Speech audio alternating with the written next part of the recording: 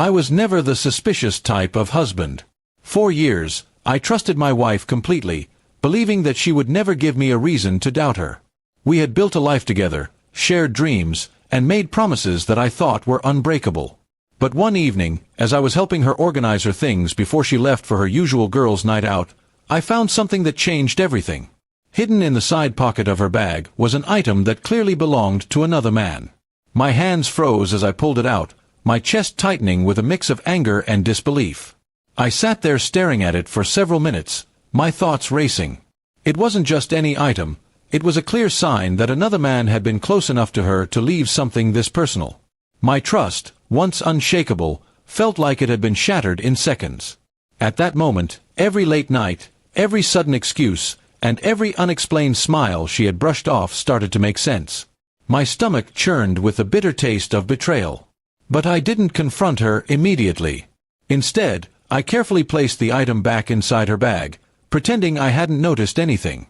My heart told me to explode with rage, but my mind whispered to stay calm. That night, I couldn't sleep. I kept imagining her laughing with someone else, giving her time and affection to another man. The pain was unbearable, but so was the thought of letting her win by making me lose control. The next morning, while she was in the shower, I went back to her bag. My plan had formed overnight, fueled by both hurt and cold determination. I reached into the pocket and took out the item again, my hand steady this time. Then, I replaced it with something of my own choosing, a small pepper spray. I wasn't going to let her think she could carry another man's belongings around in front of me without consequence. When she came out of the shower, she saw me sipping coffee as though nothing had happened. She grabbed her bag quickly, not even noticing the switch. I forced a smile, kissed her on the cheek, and wished her a good day. Inside, however, I was burning. I wasn't just giving her a warning. I was setting the stage for her to realize that I knew everything without saying a single word. That evening, she returned home looking unsettled. She didn't mention anything at first, but I could tell something had gone wrong. She kept glancing at her bag as if something about it was bothering her. I sat silently on the couch, watching her closely, waiting for the cracks to appear. Later that night, she finally asked me if I had seen or touched her bag. I raised an eyebrow and calmly replied, "Why would I touch your bag?" Her eyes flickered nervously, and she quickly dropped the subject. But her restlessness told me all I needed to know. She had gone out with the expectation of giving that man his item back, or meeting him, but instead, she had pulled out the pepper spray. The thought of her trying to explain that moment to him almost made me laugh. It wasn't about humor, though, it was about justice. I wanted her to feel exposed, caught, and powerless.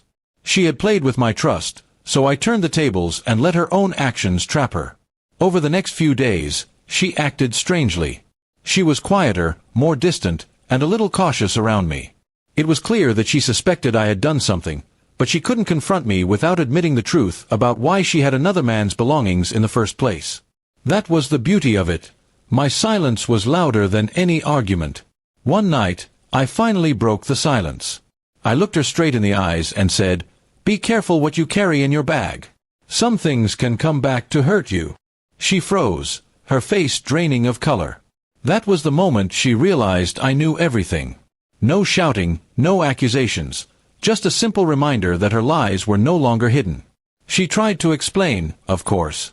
She stumbled over excuses, claiming it was a misunderstanding, saying the item wasn't what I thought it was. But her words were hollow, and we both knew it.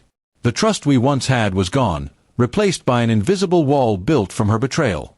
From that day forward, our relationship was never the same. I didn't scream, I didn't beg, and I didn't forgive. Instead, I let the silence and my quiet revenge speak for me.